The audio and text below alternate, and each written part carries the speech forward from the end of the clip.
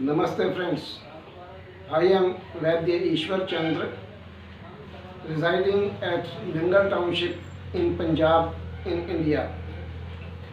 I have passed my Ayurveda Acharya BAMS degree in 1982 from Dayanand Ayurvedic College Jalandhar, affiliated to Guru Nanak University Amritsar. Coming to the topic, I will start with the introduction of Ayurveda, which is a combination of two words, Ayu and Ved.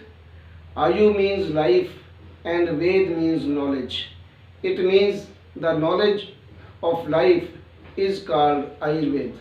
So all knowledge, all information, all technologies which are related to life are under the purview and concept of Ayurveda. Though the ancient verses which are centuries old and the modern technologies developed now which are called modern technologies, modern system of medicine is under the scope of Ayurveda. And in Ayurveda we have to understand the status of a healthy person.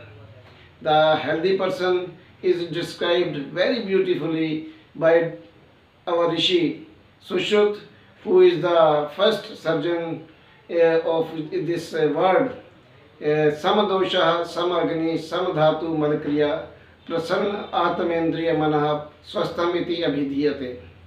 In simple words, if we can explain it, it is the functions and structure of all the body parts and organs in perfect position, and with that emotionally, mentally, physically, mentally, emotionally, spiritually and socially we are in a joyous state.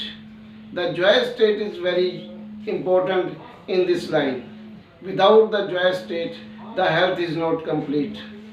Similarly, the duty of an individual is to keep himself healthy. This is also a duty and also an asset.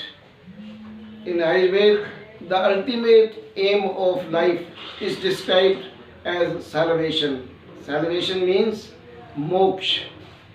It means if our body is perfect, is in healthy state, then we can achieve this goal. To achieve this goal, we have to maintain our healthy status.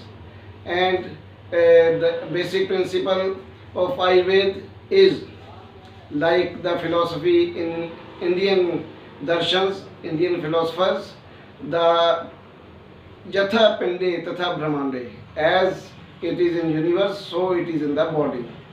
So the concept is believed to be the whole universe is made of 5 elements: Akash, Vayu, Agni, Jal and Prithvi. And similarly, our body is also made up of all these 5 elements. And to achieve the healthy status, a person has to keep the 5 elements in his body or her body with the 5 elements of this universe. If there is a harmony, there is synchronization in these elements, the person is said to be healthy.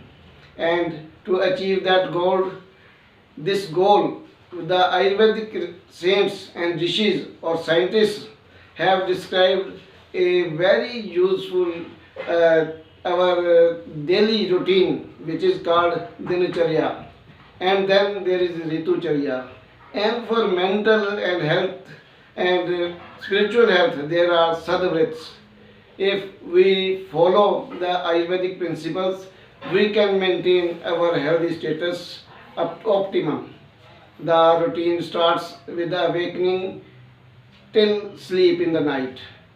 It is directed that a person should awake before the sunrise, then after his normal defecation, urination and dental cleanliness, he should take bath, and then he should do some exercise or yoga. This is to keep our body fit, and then we make the yogic and dhyan, which is called to be meditation, to keep our mind stable and in harmonious position. All this routine is to be followed daily.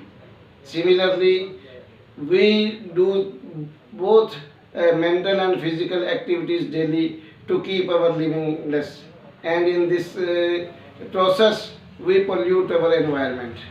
To clean the environment, there is a procedure which is called Havan or Agnihotra, which is to we instill healthy substances in atmosphere, so that the damage which we have created to the environment, we should repair that. The Havan or Agnihotra is to be done twice a day, daily. In such a position, we have been described how to eat, what to eat, when to eat, where to eat. All these things are described in our text, Ayurvedic text. Basically, there are fundamentals which are to be followed universally. We should eat healthy, fresh food, the seasonal food. We should not eat more than the appetite. We should eat less than the appetite. We should eat sitting in a comfortable position and in joyous mood. We should eat regular. We should not eat monotonous food. We should have variety of foods. In Ayurveda, the variety of food is described by Shad Rasha, Madhur, Lavan, Amla, Tikt, Katu and Kashaya. All the fundamental rases, which are the basic chemical structures of the food, should be included in our diet.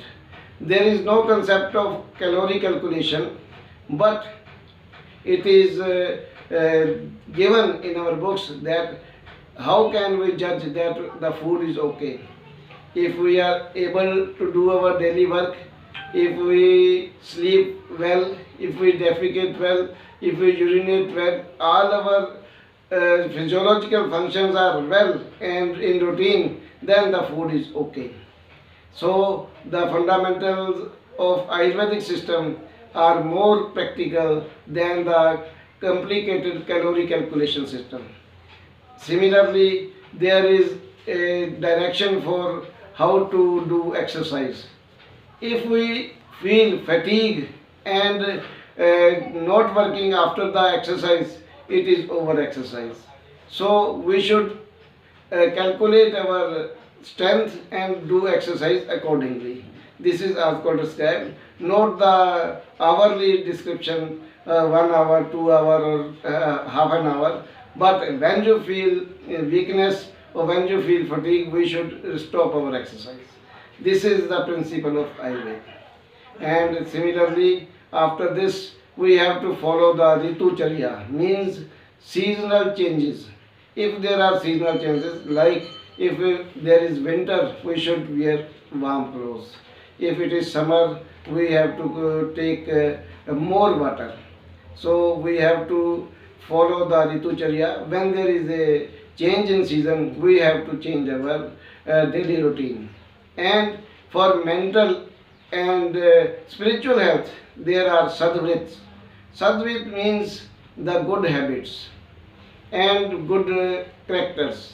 Like we should speak truth, we should be dutiful, we should not feel jealousy, we should not be arrogant. All these things help us keeping our mental and spiritual health in good status. So a person who wants to be in a good status of health or healthy status, he has to follow all the principles of the Ayurveda. And accordingly, if we get diseased, we have to get the medicine which are more system friendly and not producing any other side effects or other disease. Now coming to the diabetes. Diabetes is considered in our text as a prameh. In Ayurveda, 20 type of prameys are considered, and the prameh the which is most difficult to treat is madhumeh, which is nowadays called diabetes. In diabetes, the stress is a main cause. Non-working, non-physical effort is also the second. Genetics is the third. So after all these things which are considered in Ayurveda, there is a remedy for that. We should keep our mind free of stress, and to keep our mind free of stress we have to follow the yogic exercises. We should meditate. The yoga, which is a part of Ayurveda, tells us that we have to slow down. We have to slow down and meditate. When we meditate, our systems follow the nature. And if insulin secretion is not increased by the yogic exercises or the diabetes, these procedures tell our body to how to, they train our body how to cope with the less insulin production. So when we follow yogic exercise, which is a stress-free living style in which we have to be honest, truthful, non-arrogant, all these things keep us in a mental state which is good for our health and necessary for our health. And a healthy status is required to treat the diabetes. Similarly, we should have good food habits. We should be good metabolism so that our body can cooperate with the complications of the diabetes, which is now a very prevailing disease.